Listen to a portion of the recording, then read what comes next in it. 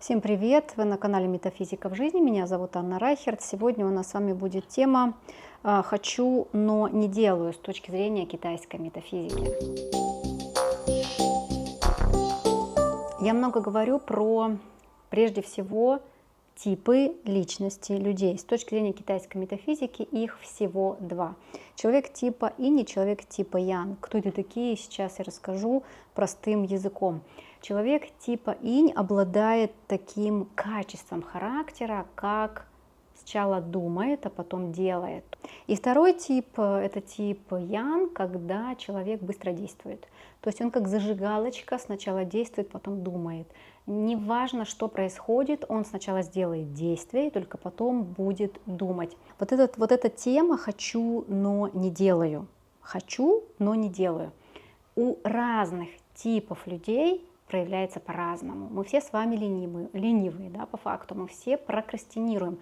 Но только у нас разные поводы хотеть, но что-то не делать. Поэтому, смотрите, вот это вот качество характера, темперамент, если мы говорим с точки зрения китайской метафизики, тип личности Инь, он более медлительный. Ему нужно больше сосредоточения на комфорте. То есть нужно сначала для того, чтобы сделать что-то, действовать начать, да? То есть начать действовать, потому что тот, кто думает, тяжело начинает, тяжело действует. То есть ему нужно создать для себя уютные условия, например, вот налить себе чаю. Кстати, чайная Янгуан предоставляет классный чай и посуду, ссылочку оставлю в комментарии. То есть приготовить себе пространство, подготовить материал, и только потом он уже в вот таких вот комфортных условиях начнет что-то делать. Если есть мотивация, то неважно какого типа, мы с вами знаем, зачем нам это делать. Что у нас происходит с янским типом людей? В большей степени у этих людей не хватает ресурса, чтобы довести дело до конца. Если он не понимает и не видит конечного результата, то заставить себя мотивировать сложно. Я буду делать все, что угодно, но только не то, что нужно, но только не то, что хочу. Значит, неверно сформулирована цель. И неважно, в какой это будет обстановке, неважно вот это вот процесс обдумывания. Он потом сядет и за секунду сделает. Какая большая разница в этих двух типах людей. И тут возникает вопрос в первую очередь про то, а кто же я?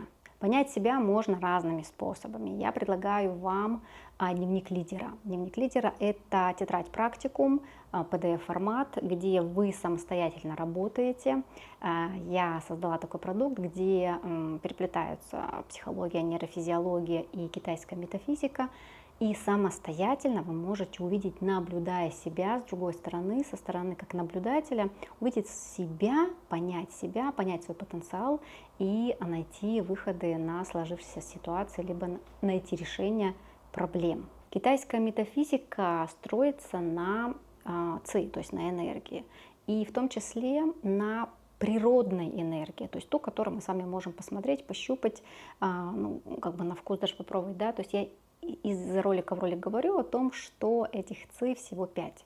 Эти элементы дерево, огонь, земля, металл и вода, которые существуют как в движении друг друга, то есть перерождение из одного в другое, точно так же и в контроле. И вот эти ци, вот эти энергии, они находятся не только в пространстве, но и в человеке, то есть в нас с вами. И как раз вот этот тип янский либо иньский, то есть, да, как бы понимание того, какой я думающий, либо делающий, как раз мы видим из карты Бадзи. Вот так она выглядит, смотрите на экран. И есть один элемент, на котором строится и держится вся основа этой натальной карты. Называется он элемент личности. И вот сейчас в тему нашего с вами разговора я хочу, чтобы вы построили свою натальную карту. Я оставлю подсказку, проходите, смотрите видео, чтобы здесь не перенагружать эфир. И стройте свою натальную карту и возвращайтесь к нам. Смотреть мы с вами будем в этот раз вот в этот квадратик. Здесь находится элемент личности. И сейчас я хочу вам дать такую подсказку через вашу натальную карту, через вашу ци, через ваш элемент личности, как можно, то есть самомотивировать себя, то есть через что можно самомотивировать себя, не просто хочу, но еще и наделаю. Если вы в этом квадратике увидели элемент личности дерева, то действуйте через ноу-хау, то есть через какой-то творческий подход, через новый подход, через какой-то, то есть через что-то для вас новое.